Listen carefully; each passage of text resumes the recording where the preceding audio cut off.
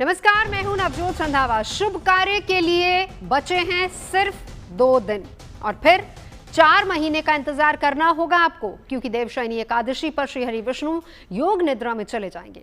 लेकिन good news ये है कि इस बीच 9 जुलाई को देवगुरु बृहस्पति मिथुन में उदय हो रहे हैं, यानी चतुर्मास में शुभ कार्यों पर विराम तो लगेगा, लेकिन बिगड़े काम बनने के भी योग बन रहे हैं। देवशयनी एकादशी के व्रत, महत्व और उपाय की बात आज हम करेंगे। साथ ही ये भी जानेंगे कि बृहस्पति उदय से देश दुनिया पर इसका कितना प्रभाव पड़ेगा।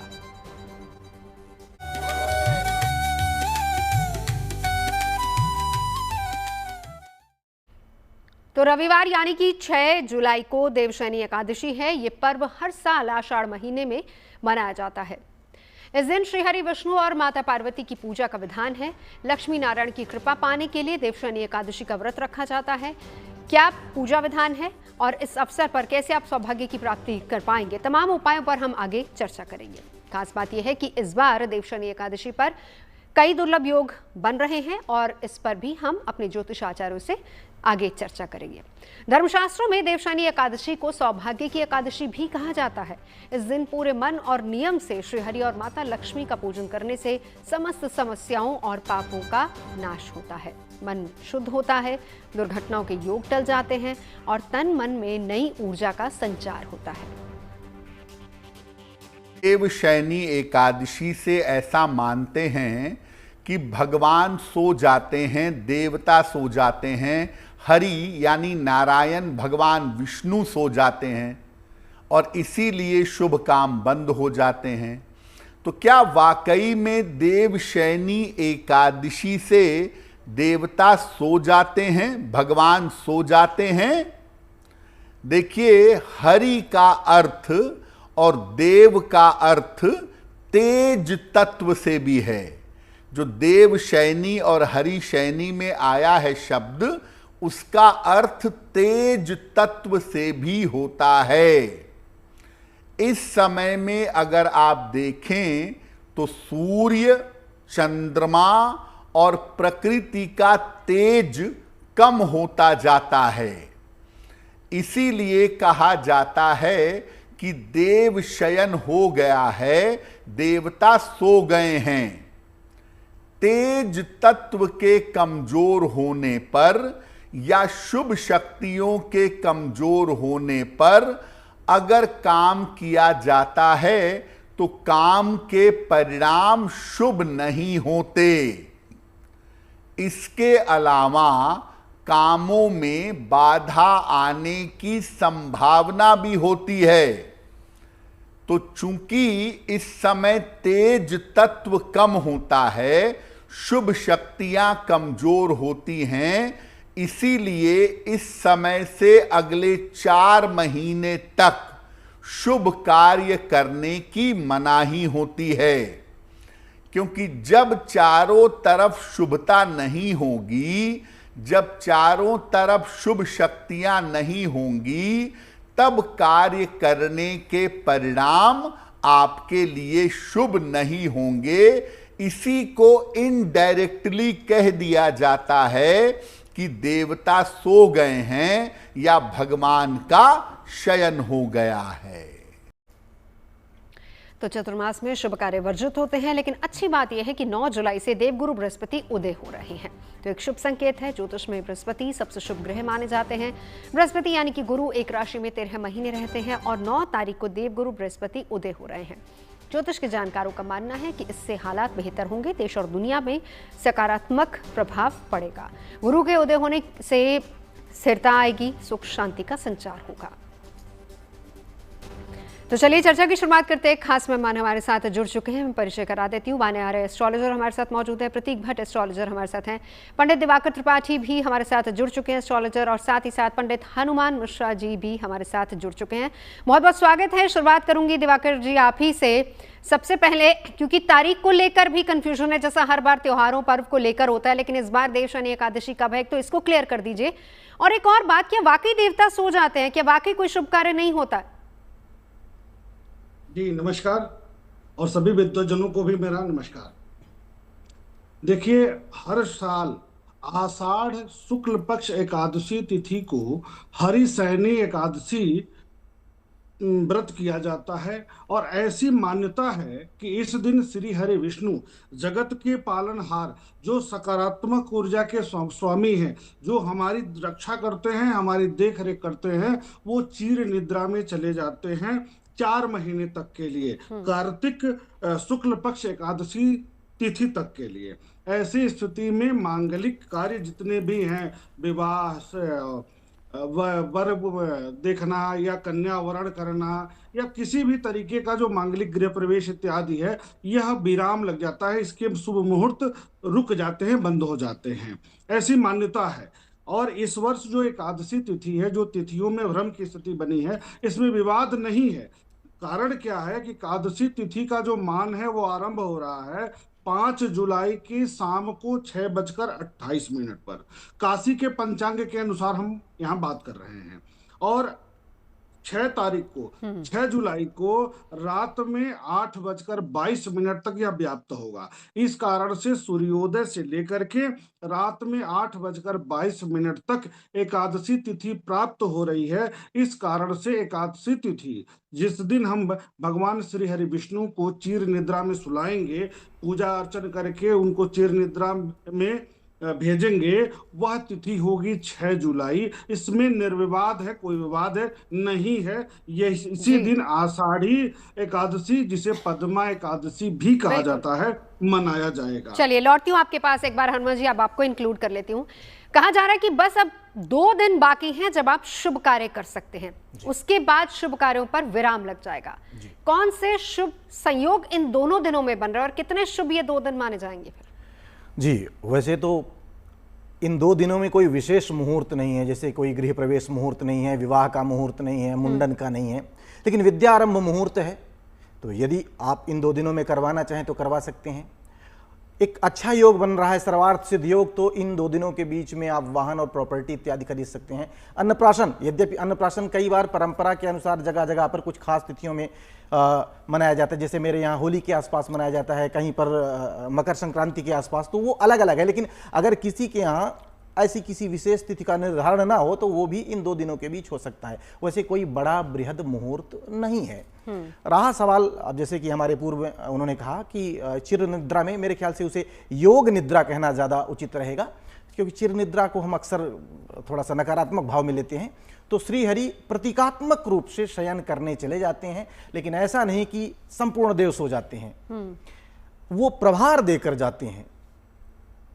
उल्लेख मिलता है कि शिव पार्वती मुख्य रूप से प्रभारी होते हैं, अन्य देवी देवता भी इन कार्यों में सहयोग करते हैं। और हमें भी, हमारा भी ये दायित्व है कि जब भगवान विष्णु विश्रामावस्था में हो तो हम भी कम से कम बड़े मांगलिक कार्यों की ओर जाएं। मांगलिक कार्य में ऐसा नहीं कि आप कहीं कथा सुनते हैं, भागवत हो रही है, किसी पंडित जी को आपने बुलाया, ज्ञानी व्यास को बुलाया और उनसे सुन सकते हैं, इनकी मनाही नहीं है। ठीक है। बेसिकली जो गैदरिंग होती है, इकट्ठा होने के कार्यों की मनाही की गई है, क्योंकि बारिश के मौसम में मार्ग अवरुद्ध हो जाया करते थे उस जमाने में, और बारिश के मौसम में गैदरिंग होने के बाद उनकी व्यवस्था करना थोड़ा सा जटिल होता था।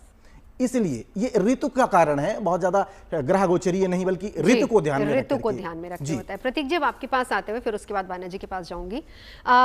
कौन से ऐसे कार्य हैं जो इन 2 दिनों में कर लेने चाहिए और कौन से ऐसे कार्य हैं जो बिल्कुल नहीं हम कर सकते हैं देवशयनी एकादशी के बाद?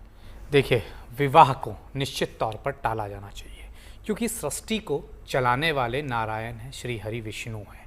और कहा जाता है जब वो शेषनाग पर क्षीर सागर में 4 महीने माफ़ करिएगा, चतुर्मास निंद्रा में जाते हैं, तो उस दौरान सृष्टि का जो कार्यभार होता है शिव जी के हाथ में होता है। उन्हें संहारक कहा गया है कहीं ना कहीं।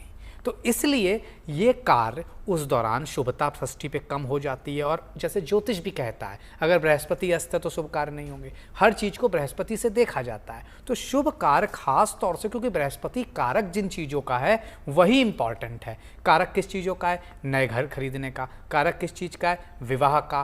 कारक चीज़ किस चीज़ का? संतान का, या संतान से संबंधित किसी भी तरह के आयोजन का, चाहे वो कर्णछेदन हो चाहे मुंडन हो। तो इसी तरह के काम हमें इस दौरान नहीं करने हैं। इसके अलावा जैसे अगर आपको कुछ खरीदना है या गाड़ी खरीदनी, इस तरह के योग बराबर बने रहेंगे।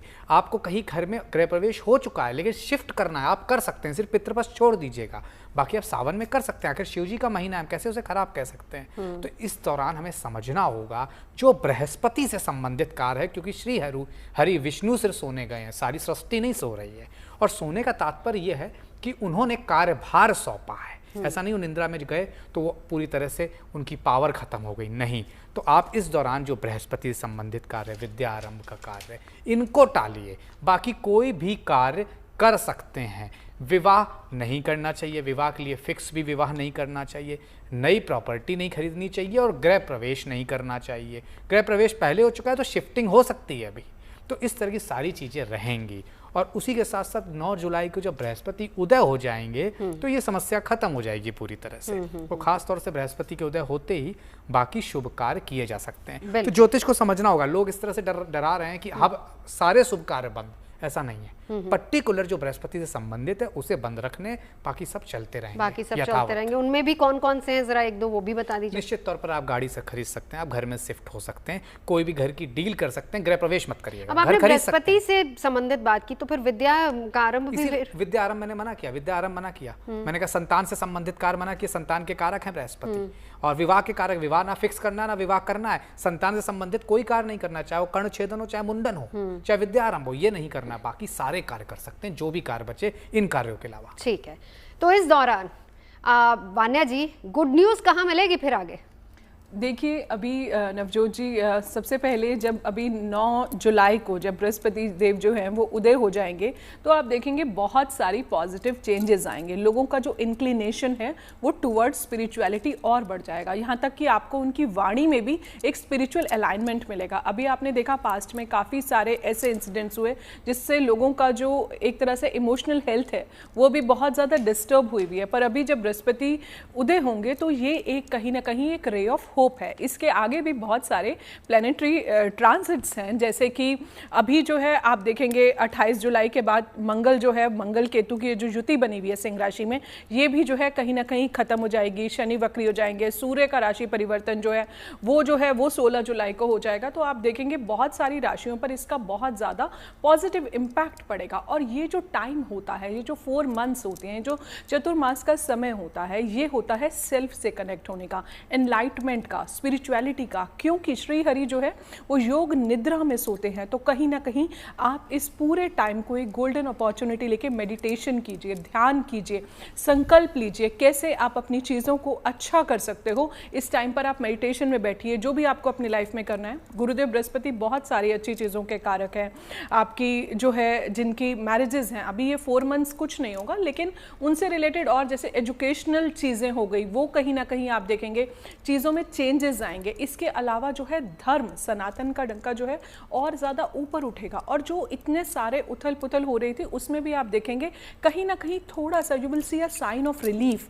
तो ये सारी चीज़ें जो है इस टाइम पर आपको देखने को मिलेंगी। इस व्रत को आप बहुत अच्छे से, जो देवशयनी एकादशी का व्रत है, इसका बहुत फल होता है, बहुत सारा आपको मोक्ष की प्राप्ति होती है, पापों से मुक्ति होती है। पूरा साल आप फास्टिंग कर रहे हैं, नहीं कर रहे हैं आप, लेकिन इस दिन ज़रूर कीजिए। जब हम व्रत करते हैं तो कहीं ना कहीं आत्मा और परमात्मा का मिलन होता है। ये हमें जो है हमें स्पिरिचुअल अलाइनमेंट देता है, हमारे पेशेंस लेवल को बढ़ाता है। कहीं ना कहीं ये हमारा एक टेस्टिंग पर्पस भी होता है। तो इस दिन जो है आपने ओम नमो भगवते वासुदेवाय का जाप, और श्री हरि को जो है आप केसर की खीर और पतीसे की मिठाई और जो भी व्रत के नियम हैं वो सारे आप जो है इस दिन जरूर फॉलो करें। यानी कि आप उपवास उस दिन कर सकते हैं। लेकिन इस समय में जब देवशयनी एकादशी की शुरुआत हो जाएगी, अगले समय तक जब शुभ कार्य नहीं होंगे, तो ऐसे में दिवाकर जी आपसे जानना और समझना चाहूंगी, कहाँ कहाँ किस किस जगह अच्छा समय आ रहा है या फिर अच्छा मुहूर्त आ रहा है जब शुभ कार्यों को किया जा सकता है? कौन सी तिथियां हैं? देखिए, इसमें जैसा कि प्रतीक जी बताए हैं, बहुत अच्छा बताए हैं कि कुछ कार्य नहीं होंगे, बहुत सारे कार्य होंगे। जैसे कि जमीन खरीदना है, वाहन खरीदना है, व्यापार का आरंभ करना है, इस तरह की सारी चीजें होंगी। विद्यारंभ भी है कहीं कहीं पर, ऐसा नहीं है, लेकिन नए शुरुआत में अगर किसी नवागत है, नया बच्चा है, उसको विद्यालय भेजना है, वह कार्य नहीं होगा। लेकिन यदि आप कोई कोर्स करना चाहते हैं, चूंकि बृहस्पति उदित हैं, तो आप इस अवधि में, इस 4 महीने में आप कर सकते हैं। और इस 4 महीने में ऐसा नहीं है कि यह नकारात्मक अवधि है, इसको एक तरह से सकारात्मक भी लेना चाहिए। बिल्कुल। भगवान श्री हरि विष्णु जब भी इस 4 महीने में योग निद्रा में जाते हैं, इससे पहले हम क्षमा चाहेंगे कि हम चिर निद्रा बोल दिए, गलत था हमारा, लेकिन योग निद्रा में जब जाते हैं तो सकारात्मकता संसार में बढ़ती है, इसमें संदेह की बात नहीं है। भगवान शिव की आराधना करना है, माता दुर्गा की आराधना करना है, माता पार्वती की आराधना करना है, और इसमें ढेर सारे पर्व ऐसे मिलते हैं जिसमें माता पार्वती और भगवान भोलेनाथ की आराधना करनी होती है। तो सांसारिक वस्तुओं से संबंधित जो भी भौतिकता की चीजें हैं, उसके लिए यह समय बहुत अच्छा है। उसमें नक्षत्रों के अनुसार, तिथियों के अनुसार मुहूर्त दिए गए हैं, जिसमें अगर आप देखेंगे तो महीने में 10 से 12 मिल जाएंगे, जिसका जिक्र यहाँ पर अलग अलग हो पाना संभव नहीं है। बिल्कुल। फिर भी इन महीनों में चूंकि बृहस्पति उदित हैं, तो आप शुभ कार्य करेंगे कुछ कार्यों को छोड़ करके। बाकी तिथियों की बात है तो तिथियों में अलग अलग तिथि का देखा जा। मैं लौटूंगी दिवाकर जी आपके पास, क्योंकि बृहस्पति उदय हो रहे हैं, तो यानी कि शुभ कार्य भी हो सकते हैं। अब हनुमान जी आपके पास आते हुए, आपको याद होगा पिछली बार हमारा ही पैनल बैठा था जब हम चर्चा ये कर रहे थे कि 28 जुलाई तक सावधान रहना है। हालांकि वो सावधानी वाला जो समय है वो अभी चल ही रहा है, तो रिलैक्सिंग पीरियड की शुरुआत हम क्या माने कि 9 तारीख से होने वाली है? किस तरह का ग्रह गोचर बन रहा है, उसका असर देश दुनिया और हम पर कैसा रहेगा? जी बिल्कुल, हम आपकी बातों से सहमत हैं, आपकी जो उम्मीद है उससे सहमत है। मैं भी यही उम्मीद कर रहा हूं, क्योंकि व्यवस्थापन का कारक ग्रह होता है बृहस्पति, और बृहस्पति जितना कमजोर, अव्यवस्था उतनी चरम पर होती है। अब क्योंकि 9 तारीख से बृहस्पति उदय हो रहे हैं, तो एक तो वर्तमान में आप देश के भीतर देखेंगे जातिवाद कुछ ज्यादा फैला हुआ है। जगह जगहों पर ऐसी चर्चा हो रही है कि ये कथावाचक के साथ विवाद हुआ, ये नहीं होना चाहिए, फला आदमी कथा कर सकता है, ये नहीं कर सकता। तो इस तरह के तमाम विवादों में अब ब्रेक लग सकता है। यद्यपि शायद ब्रेक लग सकता है ये शब्द बहुत उचित ना हो, क्योंकि पूरी तरह से ये जाम नहीं होगा, क्योंकि बृहस्पति अभी भी राहु के नक्षत्र में है। कुछ कम हो सकती है इस तरह की। बृहस्पति राहु के नक्षत्र में है, तो परेशानियां तो रहेंगी, लेकिन बहुत हद तक अब लोग अपने विवेक से काम लेंगे। अभी जो ये अंधानुकरण चालू था कि इन्होंने कहा कि ऐसा हो गया, तो ये शेयरिंग तमाम चीजें, ये बहुत हद तक कम होगा। और इसके अलावा अर्थव्यवस्था पर भी सुधार होगा। और जैसा कि हम लोगों ने पिछले कार्यक्रम में चर्चा भी की थी कि बड़े उपद्रवों की संभावना है, तो 9 तारीख के बाद उन उपद्रवों में भी कमी आने की संभावनाएं बनेगी।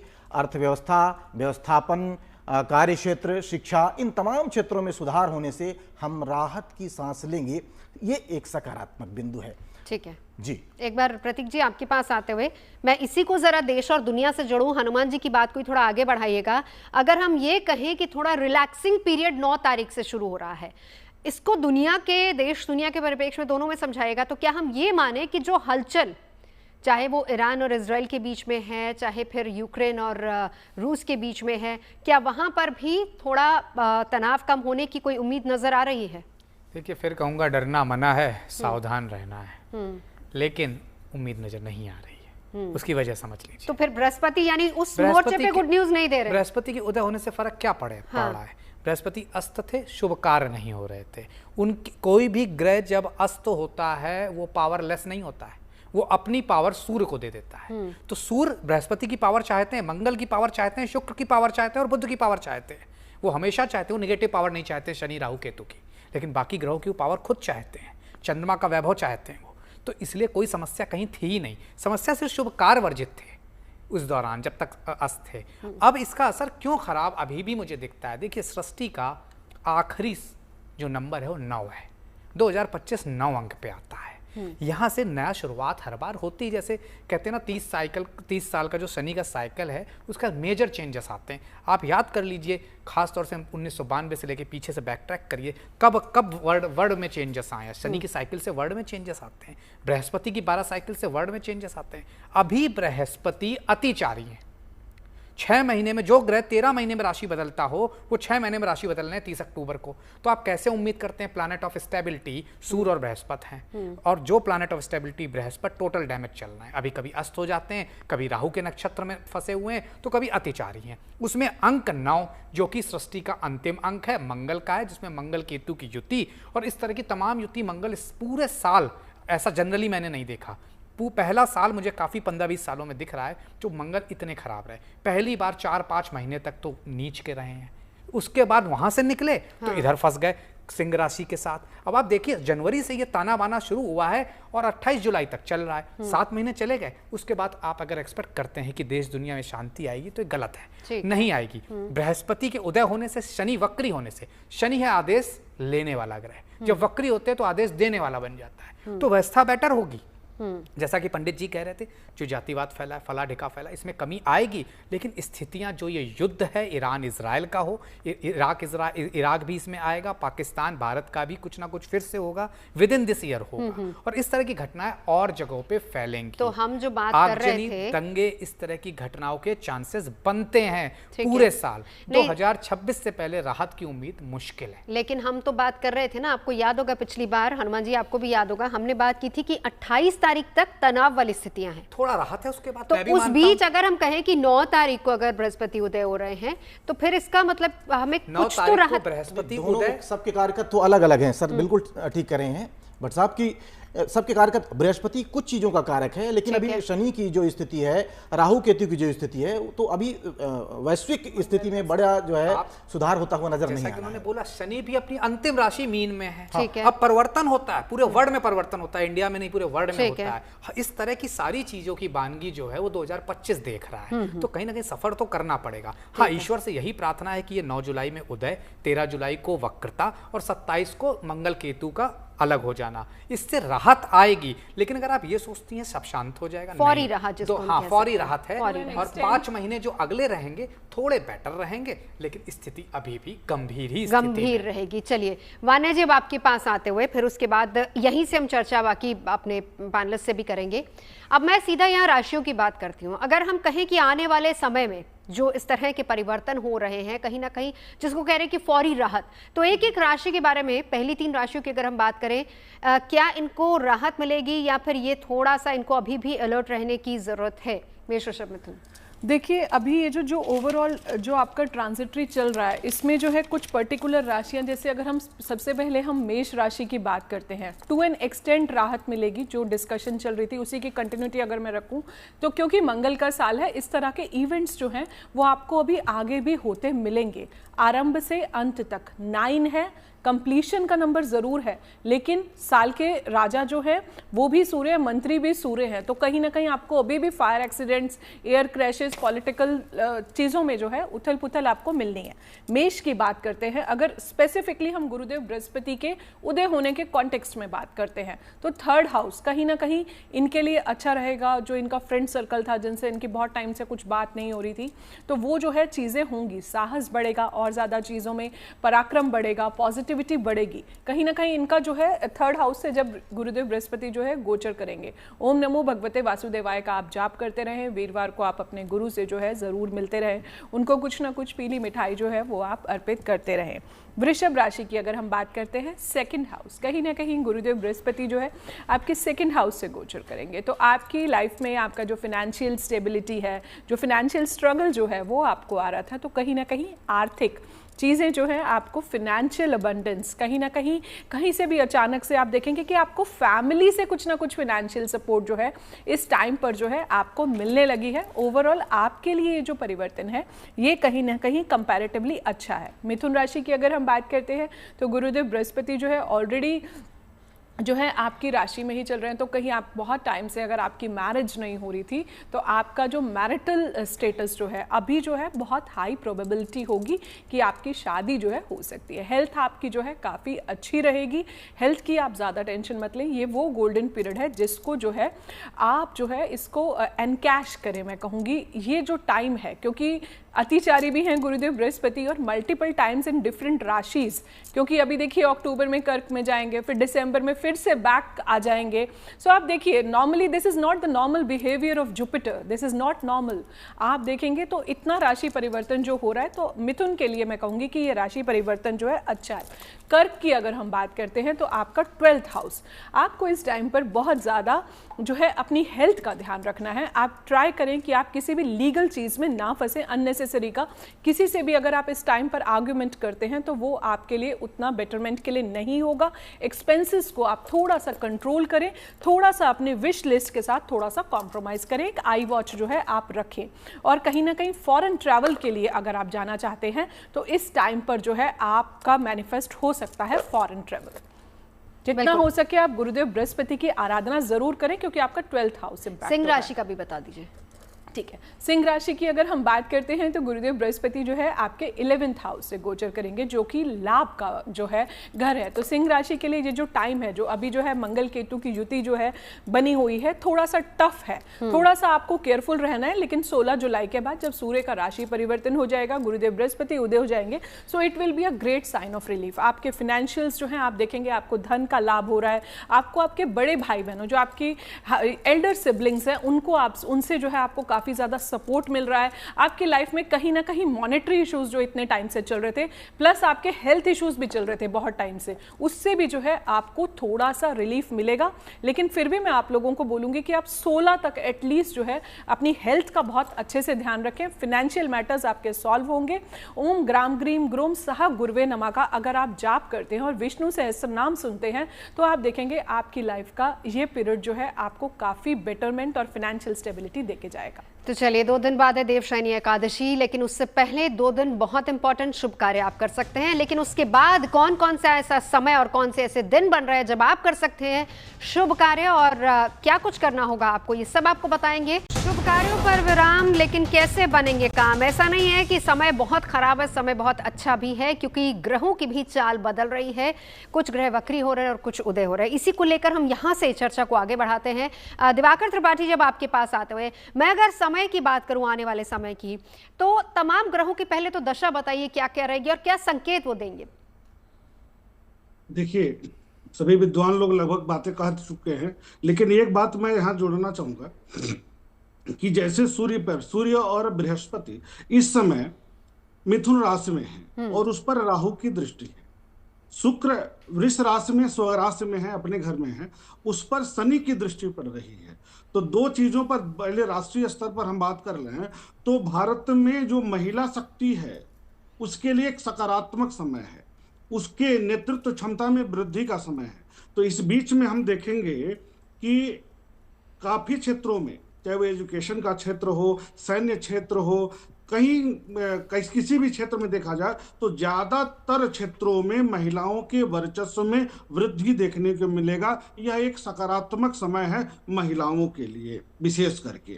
साथ ही साथ एक ध्यान देने वाली बात और होगी, राष्ट्र के दक्षिणी क्षेत्र में यहाँ से एक उच्च वर्ग में एक ऐसी महिला जो बड़े पद पर आसीन हो सकती हैं राष्ट्र के, या किसी भी रूप में किसी भी क्षेत्र में इन क्षेत्र से आगे आ सकती है। दूसरी बात है कि जब शनि की दृष्टि शुक्र पर पड़ रही है तो उस समय शुक्र विकृत भी होगा, तो कुछ एक बड़ी दुर्घटना 1 या 2 दक्षिणी क्षेत्र में महिलाओं के क्षेत्र से देखने को मिल सकता है। इसलिए हमें सावधानी बरतनी बहुत जरूरी है। दूसरी बात कि राहु की जब दृष्टि पड़ रही है बृहस्पति पर, भले ही देवगुरु बृहस्पति उदित हो गए हैं, जैसा कि प्रतीक जी भी बता रहे थे, हनुमंत मिश्रा जी भी बता रहे थे, लेकिन मैं यहाँ थोड़ा सा जोड़ना चाहूंगा कि बृहस्पति धार्मिक संस्थाओं के कारक ग्रह भी हैं, धर्म के कारक ग्रह भी हैं, धार्मिकता के कारक है। इस कारण से राहु की जब दृष्टि पड़ेगी तो विवाद, जो वर्तमान में विवाद की स्थिति बनी हुई है, वह धार्मिक विवाद में भी बढ़ेगा।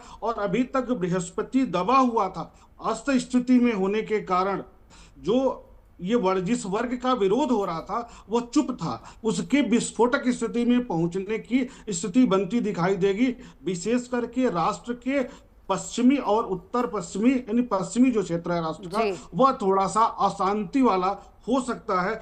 किसमें धार्मिक दृष्टिकोण से, जातीय दृष्टिकोण से और सांप्रदायिक दृष्टिकोण से यहाँ पर विशेष रूप से सतर्क रहना बहुत ज्यादा जरूरी है। इसका ध्यान रखना बहुत जरूरी है और सतर्कता बेहद जरूरी है। हाँ। साथ ही बार बार मैं कह रहा था कि मंगल के साथ केतु की युति है और राहु से दृष्ट संबंध है, तो पुलिस बल पर नकारात्मक प्रभाव हमको देखने को मिलेगा। तो पुलिस और फोर्स के लोग सतर्क रहें तो बेहतर होगा। उपद्रवियों द्वारा इन पर नुकसान पहुंचाया जा सकता है। तो इधर देखा गया है कि कई जगहों पर पुलिस के समूह पर पथराव वगैरह देखने को मिला। तो दिवाकर जी आप कह रहे हैं कि पश्चिमी हिस्से में थोड़ा सा अनसर्टेनिटी वहां पर रह सकती है। मैं लौटूंगी आपके पास एक बार। हनुमान जी आपको इंक्लूड कर लेती हूँ।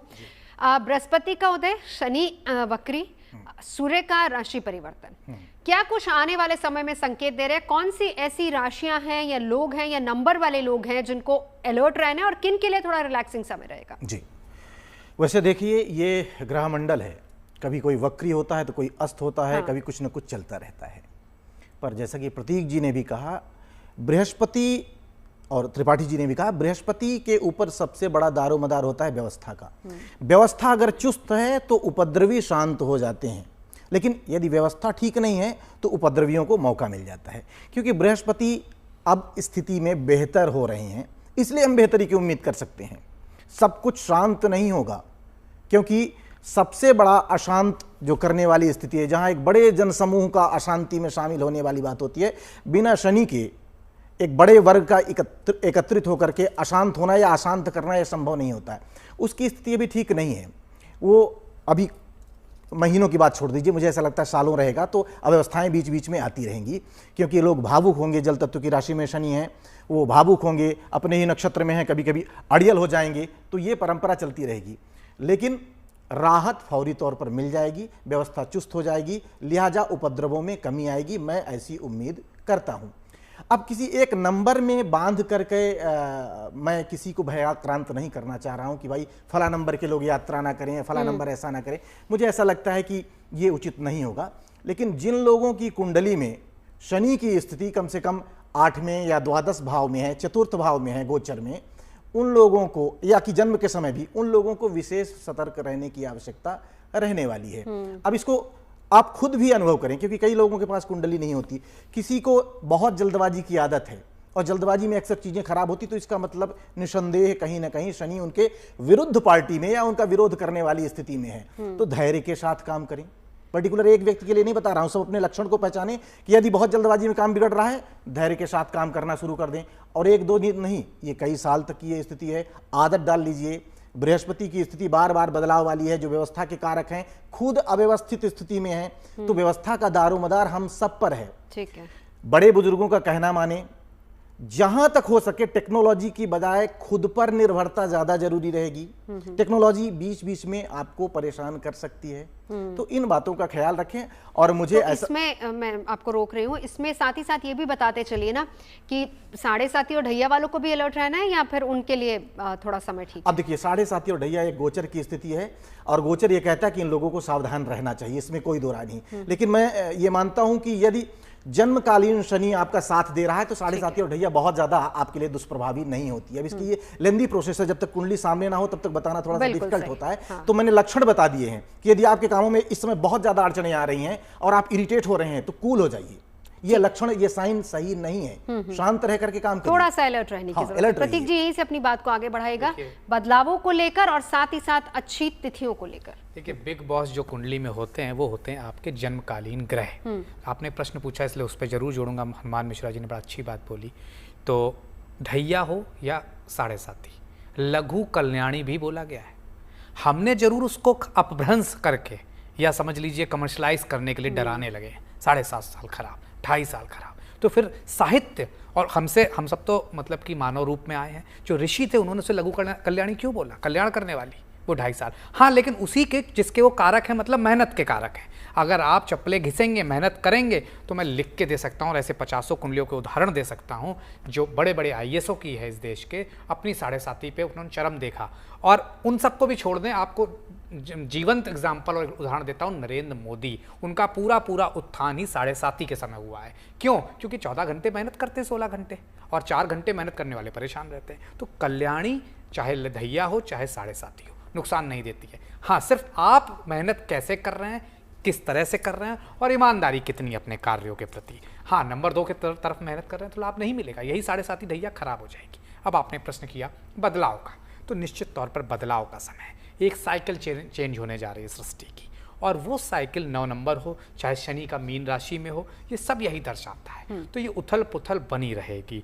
अब खास तौर से क्योंकि बृहस्पति अतिचारी मतलब अपनी सामान्य अवस्था से तेज चलना या भागना, तो क्या होता है, ऐसा ग्रह जो इतना धीरे धीरे चलता है, सोच समझ के चलता है। जैसे कि मैं कहता हूँ, अगर कोई ऐसे चलता है तो वो बृहस्पति की चाल है। अगर हाथी की तरह मस्त होकर कोई चलता है, मतवाला होकर चलता है, तो वो बृहस्पति की चाल है। तो निश्चित तौर पर जब वो भागने लगेगा तो आप सोचिए क्या होगा, उथल पुथल मचेगी। तो वो उथल पुथल पूरे साल रहेगी, 30 अक्टूबर तक रहेगी। 30 अक्टूबर के साथ जो बदलाव आप पूछ रही हैं मुझसे, उसमें इन सब खराब चीज़ों में ठहराव आएगा। क्यों? अतिचारी फिर भी रहेंगे, लेकिन अपनी उच्च की राशि कर्क में आ जाएंगे, तो इसलिए फिर चीज़ें ठीक होंगी। तो बहुत अच्छा समय नहीं कहा जाएगा देश के लिए। हाँ, शेयर मार्केट अच्छा करेगा। क्यों? क्योंकि वायु तत्व की राशि में राहु का बैठ जाना, कुंभ राशि में। शेयर मार्केट देखिए तब से भाग ही रहा है, जब से मई वाला गोचर हुआ है। उसके पहले टर्बुलेंस था, उसके बाद से शेयर मार्केट वापस भाग रहा है। सोना चांदी बढ़ेगा, क्योंकि अभी तो उच्च के होने जा रहे हैं, ये सोना और सोना हो जाएगा। तो निश्चित तौर पर जितना चमक रहा है और चमकेगा। हमें ध्यान देना होगा इन सब चीज़ों को। अगर आप कोई खरीदना चाहते हैं तो अभी खरीद सकते हैं। उसी के साथ साथ शिक्षा में, व्यवस्था में परेशानियां आएंगी, और वो परेशानी इसीलिए है क्योंकि बृहस्पति कहीं ना कहीं अच्छी स्थिति में नहीं है। शनि भी कहीं ना कहीं जनता के कारक हैं। जनता में रोष होगा, जनता में गुस्सा होगा। कई जगह अगले 5 महीनों में 30 अक्टूबर के पहले सरकारों को भी नुकसान होगा, बड़े बड़े नेताओं का भी नुकसान होगा। और आप देख सकते हैं विजय रूपानी भी उसके एक एग्जाम्पल थे। बहुत बड़े नेता मेरी नज़र में, जो मतलब कि भूतपूर्व सीएम था, राज्यसभा सांसद था, बहुत बड़े नेता, उनका कहीं ना कहीं हानि हुई देश को। तो इस तरह की हानि रह सकती है। निश्चित तौर पर इस दौरान जो ग्रहों की स्थिति बनती है भारत के संदर्भ में, क्योंकि मंगल का साल है, भारत की कुंडली में मंगल मार्केश बनाता है, अच्छा साल नहीं कहा जा सकता। और आप इसको अगर देखेंगे ना, क्योंकि हम भारत की बुराई कभी सुन नहीं सकते, कर नहीं सकते, लेकिन अगर प्रैक्टिकल होकर समझा जाए तो भारत इस पूरे साल सफर कर रहा है। चाहे वो इकोनॉमी से हो, चाहे वो युद्ध के स्तर से हो, चाहे वो गृह युद्ध की स्थिति हो। हाँ। हर तरह की स्थिति में आप देखिए बीजेपी अध्यक्ष नहीं हो पा रहा 8 महीनों से। ये क्या स्थितियां बनी हुई, मतलब आप एक अध्यक्ष नहीं, जब भी वो अध्यक्ष चुनने जाते हैं भारत पाकिस्तान वार हो जाता है या कुछ और हो जाता है। अच्छी प्रेडिक्शन अभी कर तो दी है दिवाकर जी ने कि कोई महिला दक्षिण से, और महिलाओं का समय बहुत अच्छा हो रहा है। हो सकता है कि हम उस मोर्चे पर एक महिला को देख पाए। नहीं, अगर वो ऐसा करते हैं तो अच्छी बात है, क्योंकि बृहस्पति जो खास तो शुक्र जो इसके कारक है महिलाओं के, उनको अगर आप इस बार, मुझे भी लगता है महिला कोई ना कोई व्यक्ति ही अध्यक्ष बनेगा। अगर ऐसा होता तो अच्छी बात। लेकिन ओवरऑल स्थिति आप देखिए ना, ये सब चीजें अगर नहीं फुलफिल हुई हैं, एक आदमी के ऊपर 4 कार्यभार हैं, तो निश्चित तौर पर उसको दिक्कतें होंगी, और कहीं यहीं से ही स्थितियां और व्यवस्था खराब होती है। यही बृहस्पति का कार्य है, व्यवस्था को व्यवस्थित होने नहीं दे रहा है। ठीक है, चलिए बाकी राशियों का जिक्र कर लेते हैं वान्या जी जल्दी से। कन्या राशि की अगर हम बात करते हैं तो गुरुदेव बृहस्पति जो है आपके 10th भाव से गोचर करेंगे। तो ये टाइम जो है आपके करियर के लिए बहुत ही अच्छा टाइम होगा, बहुत ही प्लेजेंट टाइम होगा। इस टाइम पर हो सकता है कि आपकी प्रमोशन भी हो जाए, जो बहुत टाइम से रुकी हुई थी। बॉसेस के साथ आपकी अलाइनमेंट जो है वो थोड़ी सी कंपैरेटिवली बेटर हो जाएगी। हो सकता है जॉब पर्सपेक्ट्स की बात करें तो हो सकता है आपको कोई नई जॉब जो है इस टाइम पर, जो आपका जॉब हंट था वो कहीं ना कहीं ओवर हो जाए। इसके अलावा आपको करना क्या है, केले के वृक्ष में जो है हर थर्सडे को आपको जल चढ़ाना है और विष्णु सहस्त्रनाम करनी है, और किसी भी मंदिर में जो है आप कुछ धार्मिक पुस्तकें जो हैं वो आप कहीं ना कहीं डोनेट कर सकते हैं। This is the good time for you. अगली राशि पर चलते हैं, तुला राशि पर। आपको कहीं ना कहीं ये वो समय है जब आपको लक जो है अब आपको फेवर करने लगेगा, लक सपोर्ट करने लगेगा। हो सकता है आपके बहुत सारे स्पिरिचुअल ट्रैवल्स भी जो हैं इस टाइम पर, जो बहुत टाइम से डिले हो रहे थे, आपके स्पिरिचुअल ट्रैवल्स भी हो जाए। पिता की सेहत में जो है पहले से कंपैरेटिवली सुधार आएगा। फादर की साइड से आपको बहुत ज़्यादा सपोर्ट मिलेगा। हो सकता है आप किसी मास्टर्स में जो बहुत टाइम से एडमिशन नहीं ले पा रहे थे, तो आप अपनी फर्दर हायर स्टडीज़ को जो है परस्यू कर सकते हैं। ओम ग्राम ग्रीम ग्रोम सहा गुरुवे नमः। जो भी लोग गुरु या फिर गुरु के जैसे आप जिनको अपना मेंटोर्स मानते हो, कोचेस मानते हो, उनकी आप जितनी रिस्पेक्ट करेंगे ये समय जो है आपको और ज़्यादा अच्छा फल देगा। वृश्चिक राशि की बात करते हैं, this is the time you have to be careful. आपको अपनी हेल्थ का जो है बहुत अच्छे से ध्यान रखना है। इस टाइम पर साल भी मंगल का है, कहीं ना कहीं अपनी हेल्थ का ध्यान रखिए, जिम जाइए, एक्सरसाइजेस कीजिए, वॉक कीजिए, डीप ब्रीदिंग कीजिए, प्राणायाम कीजिए।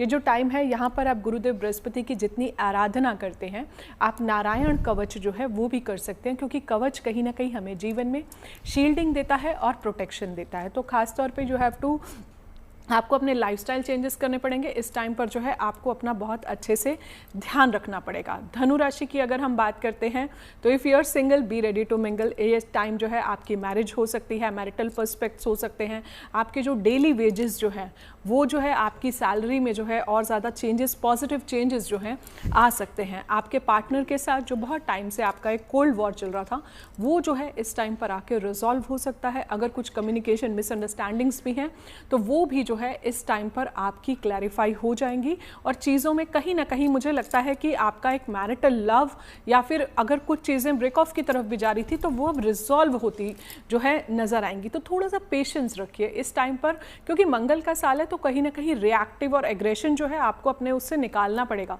स्पेशली अगर आप मंगल डोमिनेटिंग हैं, पर्सनली ईयर 9 चल रहा है, तो इस तरह की चीज़ों को जो है आपको you have to keep in mind. आगे चलते हैं, अब हम अगली राशि की बात करते हैं। तो यहाँ पर जो है हमने मकर राशि की बात करते हैं तो 6th हाउस, आपको भी अपनी हेल्थ का जो है थोड़ा सा आपको ध्यान रखना है। 7.5 आपकी जस्ट खत्म हुई है, तो वैसे तो साइन ऑफ रिलीफ है, लेकिन फिर भी क्योंकि 6th हाउस इंपैक्ट हो रहा है तो छोटा मोटा थोड़ा बहुत बीमारियां जो है लगी रहेंगी। आपको अपने एनिमीज से जो है इस टाइम पर जो है खास जो है अलर्ट रहना है, कॉशन के साथ आपको किसी के साथ भी उलझना नहीं है। इस टाइम पर अपना वॉक, जिम, योगा, प्राणायाम जो भी आप करना चाहते हैं अपनी हेल्थ का ध्यान रखिए। इस टाइम पर जो कर्ज जो है वो भी आपके जो है बढ़ सकते हैं। गुरुदेव बृहस्पति की जितनी आराधना करेंगे, आप वीरवार के जो है व्रत रख सकते हैं, गाय को रोटी में केला डाल के खिला सकते हैं, आप अपने गुरु की आराधना कर सकते हैं, आप मंदिर में जो है थर्सडे को कुछ येलो डोनेट कर सकते हैं, किसी एजुकेशनल इंस्टीट्यूट में जाके भी जो है आप ये सारी चीज़ें कर सकते हैं। अगली राशि पर चलते हैं, अब बात करते हैं कुंभ राशि की। आपका जो है 7.5 का आखिरी चरण चल रहा है, आखिरी चरण उतरती हुई 7.5 है, और अगर आपकी कुंडली में आपका शनि अच्छा है तो वो कहीं ना कहीं आपको जो है पॉजिटिव रिजल्ट्स भी देके जाएगी, और गुरुदेव बृहस्पति जो है आपके 5th हाउस को लीड करेंगे। तो इस टाइम पर जो है हो सकता है आपकी लाइफ में कुछ अच्छे जो है आप किसी के साथ रिलेशनशिप में मिंगल हो जाओ। आपकी स्टडीज़ के लिए ये टाइम जो है बहुत अच्छा है, ये वो समय होगा जब आपको अपने संचित कर्मा का जो है फल जो है वो भी मिलेगा। एजुकेशन की दृष्टि से जो है बहुत ही प्यारा टाइम आ रहा है। अगर किसी चीज़ में आप एनरोल करना चाहते हैं तो आप प्लीज़ इस टाइम को जो है यूटिलाइज करके, अपॉर्चुनिटाइज करके जो है इस टाइम पर आगे बढ़ जाइए। ओम ग्राम ग्रीम ग्रोम सहा गुरुवे नमः। थर्सडे की फास्टिंग कर लीजिए, हल्दी से जो है आप स्नान कर सकते हैं। विष्णु भगवान को पीले फूल जो है आप जरूर चढ़ा सकते हैं। अंतिम राशि की अगर हम बात करते हैं मीन राशि की, तो आपका 4th हाउस जो है वो कहीं ना कहीं इम्पैक्ट होगा। गुरुदेव बृहस्पति आपके 4th हाउस से गोचर करेंगे, और जो है अभी शनि भी जो है वो मीन राशि में है। तो आपको जैसे प्रॉपर्टीज़ के, अगर आप कुछ बहुत टाइम से रुका हुआ था तो आपको कुछ प्रॉपर्टी मिल सकती है। आपकी मदर की हेल्थ जो बहुत टाइम से खराब चल रही थी, कहीं ना कहीं आप देखेंगे उसमें बेटरमेंट है। हो सकता है इस टाइम, क्योंकि सुकेश का घर है, आपको गाड़ी मिल सकता है, मकान मिल सकता है, बंगला मिल सकता है। इस टाइम पर जो भी आपकी प्रॉपर्टी वाली चीज़ें हैं वो कहीं ना कहीं आपकी लाइफ में आपको मिल सकती हैं। करना क्या है, आपको माथे पर हल्दी चंदन का तिलक जो है आपको ज़रूर लगाना है, और जो है अपनी नाभि पर भी जो अगर आप थोड़ा सा हल्दी चंदन का तिलक लगाते हैं, थर्सडे को आप येलो वियर करते हैं, या फिर अगर गुरुदेव बृहस्पति की पोजीशन आपके चार्ट में अच्छी है तो आप जो है सिट्रीन यानी कि पीला सुनहला या पुखराज भी धारण कर सकते हैं। थोड़ा सा आप गोल्ड भी जो है इस टाइम पर वियर कीजिए, आपको बहुत अच्छी और बहुत प्यारी सपोर्ट मिलेगी। चलिए, तो तमाम खास मेहमान हमारे साथ जुड़े। अच्छा समय भी आने वाला है, लेकिन उससे पहले ये 2 दिन बहुत ही अच्छे हैं, और उसके बाद गुरु उदय होंगे और तमाम ग्रहों की भी स्थितियां बदलेंगी। कैसा समय रहेगा ये सब हमने जाना तमाम खास मेहमानों से। आप सभी हमारे साथ जुड़े, चर्चा के लिए बहुत बहुत धन्यवाद। आप बने रहिए।